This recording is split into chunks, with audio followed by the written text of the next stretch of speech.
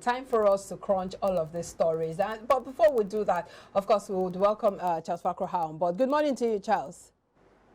Good morning. Thank you for having me. Yes, before we delve into all of the stories coming from the business world, let's talk about today's World Mental Health Day, which of course is a day set aside to create awareness on mental health, especially looking at the fact that in a country of over 200 million people, we have less than 250 psychiatrists, meaning that it's a ratio of 1 to 1 million, one psychiatrist to 1 million people in Nigeria. How bad is the situation, Charles?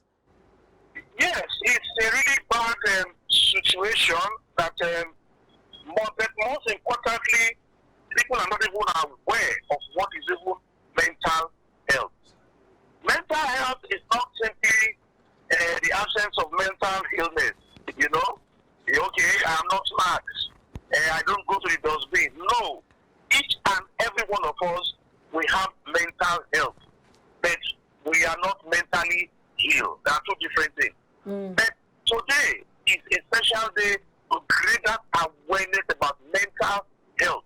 If you don't take care of your mental health, it can result to mental illness. And this can impact even in our workplaces, even in our professional life, even in our personal life. So mental health is very key, just as you have your physical health. Your mental health is also very, very important because you need both your mental health and your physical health for your overall well-being, for you to live healthy as a human being.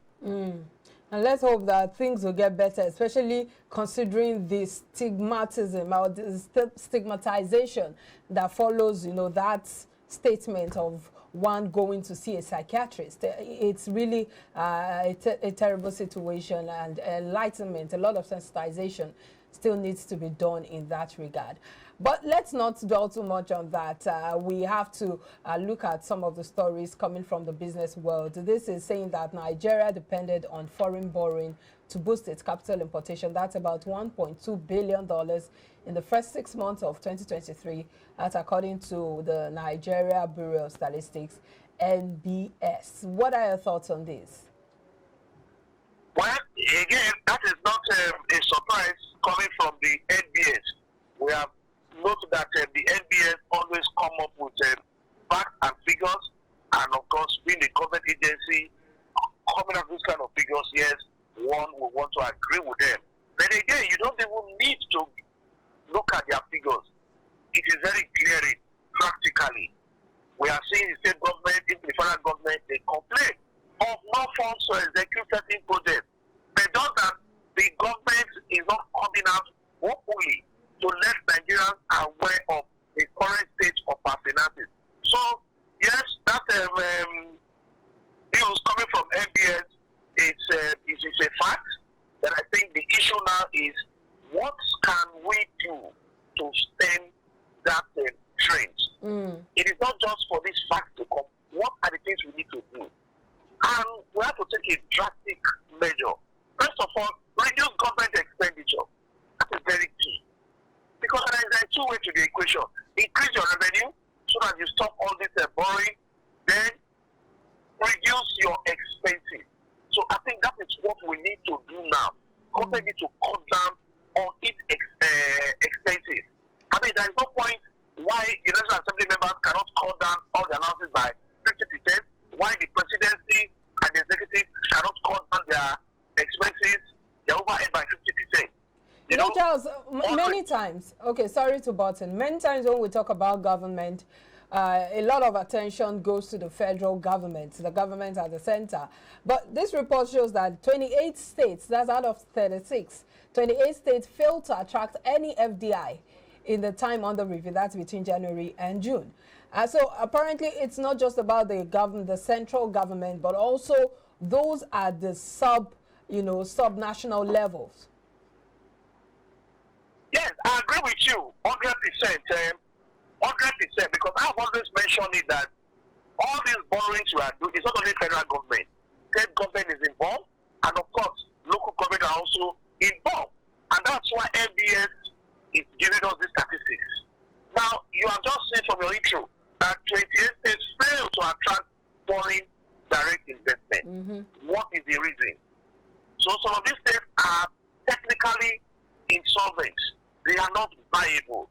And they will not want to think outside the box to see how they can increase their own internally generated revenue. They still depend on federal government, and some people go cap in hand borrowing from our financial institution. So I agree with you, yes, it is not only the federal government. When I say executive, I also mean the state governors and of course the local government chairman. All these constitute the executive, and of course the state houses of assembly to hold their governors responsible, and they should work together and see how they can increase their internally generated revenue. At the end, not just to tax their citizens, but to ensure that they have a balance as to the welfare of the citizens, at the same time generating revenue from them. Absolutely.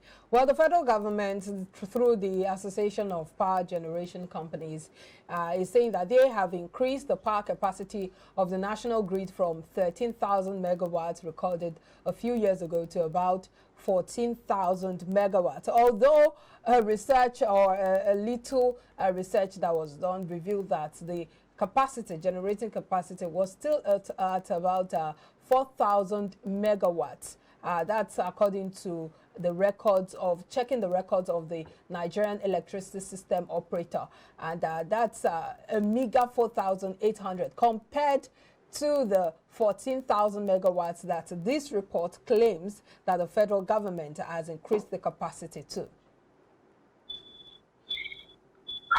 Yes,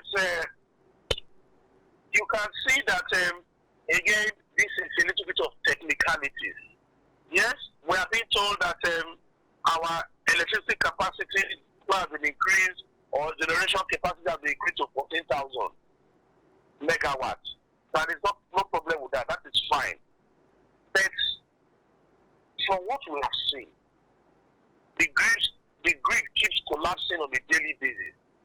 So whether you are telling us that you have increased your capacity to 100,000, 50,000, that is not the issue. What is the actual amount of power that is getting to the average Nigerian for their domestic use and for their industrial purposes? So you can see just a little investigation from your intro that it's just over about 4,000 megawatts. Again, for me, it is not even the figures that is the issue. It is the transparency. We need to begin to put transparency in every facet of our life. What is our technical, what is engineering? Let us come out and say, this is where we are. Because if you know where you are, then where you want to go becomes a little bit easier. But if you don't even know where you are, you don't even know how much you are generating, you don't even know how much your capacity, you give us figures that are not tenable, then that calls for a lot of concern.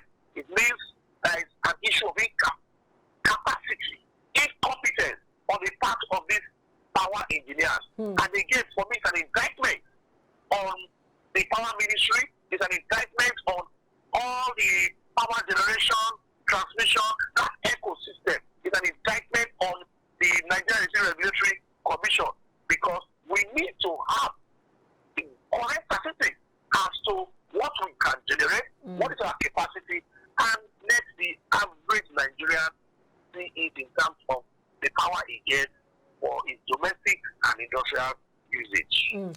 Perhaps it will take some time for this capacity, the capacity that they have boosted the energy generation to reflect on what is being generated. Perhaps it's that time that we might have to wait for, don't you think?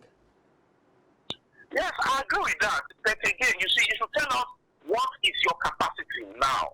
We agree, yes, with time you can even get to 100,000.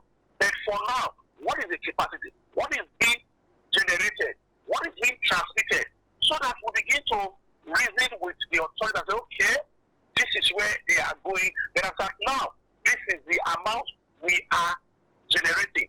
This is what we are distributing.